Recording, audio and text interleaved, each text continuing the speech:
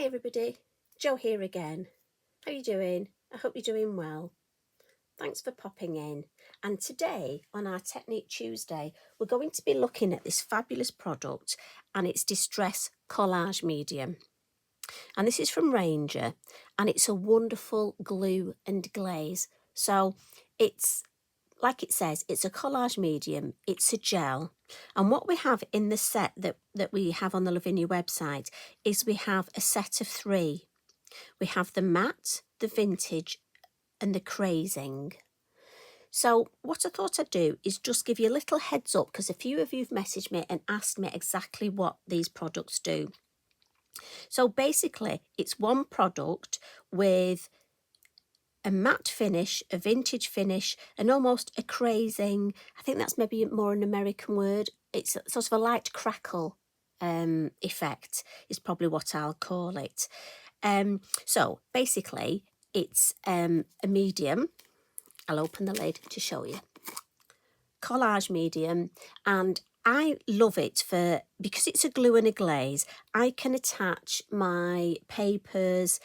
It works on porous and non-porous surfaces, and for me it's just a brilliant product that does 2 things because it's the glue and the glaze. And what I've got is I've got some little pieces to show you the difference between the vintage and the crazing. And again, they just give a slightly different effect. They dry with a matte finish, but this one has, the best way to describe it is sort of a brown vintage feel. And this has a very light crackle. It is a subtle crackle. If you want a full crackle effect, I do recommend buying and using a crackle medium. So please don't think this will give you a full crackle. That's not what it's meant for. And I really want to stress that, because I hate it. You know, if ever in the past I've bought the wrong product and it hasn't done what I've wanted, this is fabulous, but for the use it's intended.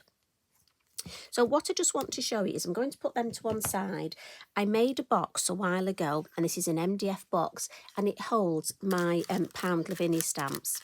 I've just left one of them in to show you the minis. But what I did was I just decorated some background papers with my Lavinia stamps, and I used my vintage Distress Collage Medium to attach the paper and then to go over the top to seal it. And often I do keep getting asked questions how we seal our work, and this was the vintage one because I wanted that sort of vintage type effect. And we've just got some gilding polish on there as well, and some black gesso as a base. And I have to say I had great fun making that, and as I say, it houses, obviously there's more than one in it.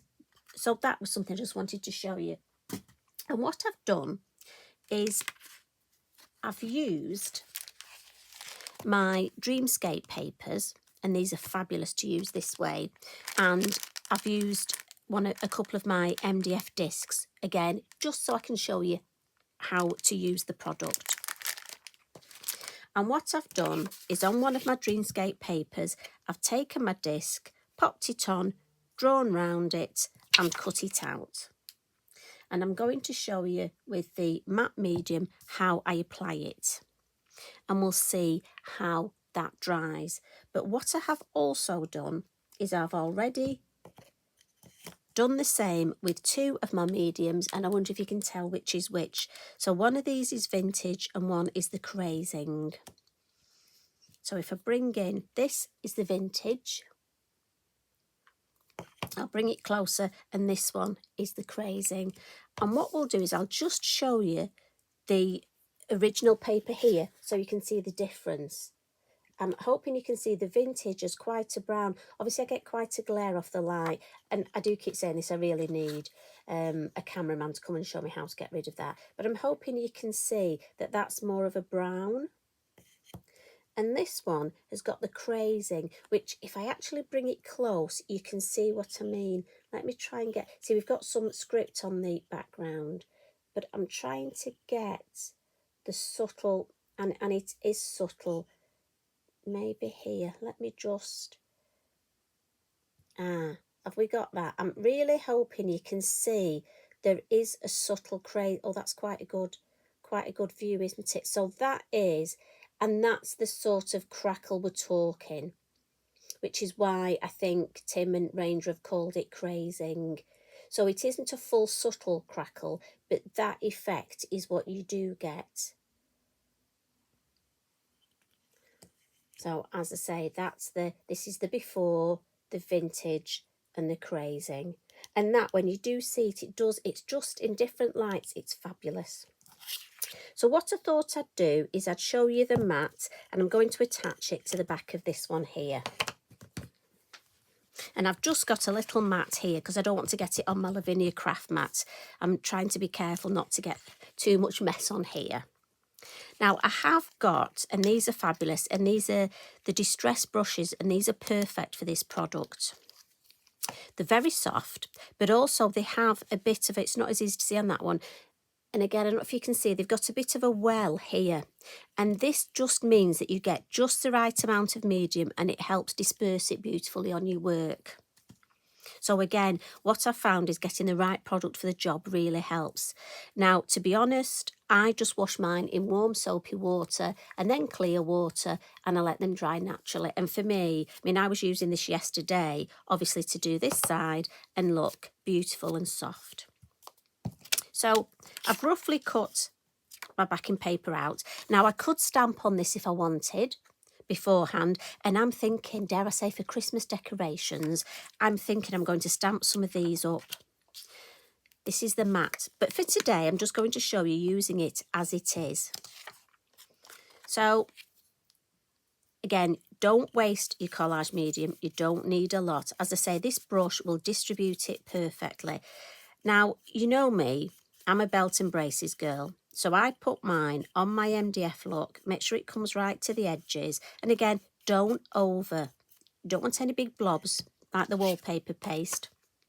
And again, just a little dot on the end look. And I'm going to put some on my paper as well. Like I say, belt and braces for me. Make sure you get it right to the edges. And the lid is a perfect place, look, to store that. So I'm just going to take this, and you do have a little bit of wiggle time. So let's just have a look. Do we need, I think that's good. Now for me, just going to put a piece of kitchen, just in case I've got any bits on my hands. Give it a good press down. Now the next bit is just the way I work. And again, you know, if you have ways of doing this, you can use a craft knife to trim any little bits off. For me, I've got to be honest, I find my trusty pair of little scissors perfect for this. Obviously, just make sure you wipe your scissors. I give them a good wash. And the collage medium doesn't make the paper so you can't cut it. I found I don't have a problem with that, but I will just give those a quick wipe because we like good housekeeping, don't we? And then I tend to leave this to dry a little bit, but just to show you, I would use then an emery board or a nail file, and just as long as you're going in the direction away, and I just want to get any odd little bits. Obviously, you don't want to file it that way because you'll lift the paper up. So we've checked I mean, to be honest, the paper's really well stuck down, and I'm doing this in real time to show you. But you could always go and make yourself a brew and just give it time to properly stick. But what you'll find, this really smooths the edge. It's such a wonderful tip, and I was given this years ago by a very good friend of mine, Rob, who used to work with MDF, and we're talking years and years ago when I first got into crafting. And just go all the way around, and you'll find it just softens that edge and gives you such a lovely, lovely edge. Now, it may turn the paper white because it takes the top off it, but again, that's where you can come in with your gilding polishes. And I'm just going to take, so we've glued that on. Our collage medium has glued the paper on beautifully. Look at that, no bubbles. And then now I'm using the same product, but this is for the glazing effect. So we've used it as a glue, and now it's coming in as a glaze. And did you see how little I used? If it's one thing I can implore you, it's don't use too much. You don't need to overdo it. And I'm just going to go around, tidy up those edges. Don't want any on those.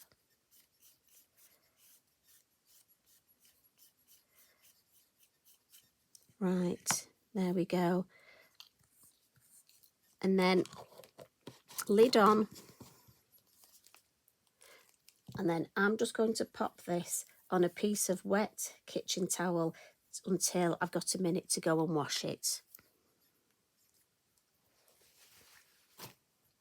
And that will dry, and that will be the normal matte finish. So I'll just bring them in again. Could do it that way, couldn't I? So that was the matte that I've just shown you.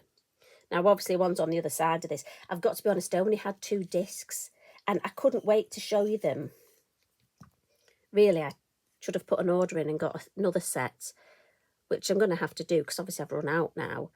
That was the crazing, the one with the beautiful, and obviously the vintage is on the opposite side there. Well, what I could do is bring my box in, couldn't I? Because that's the vintage one. And maybe just pop that there.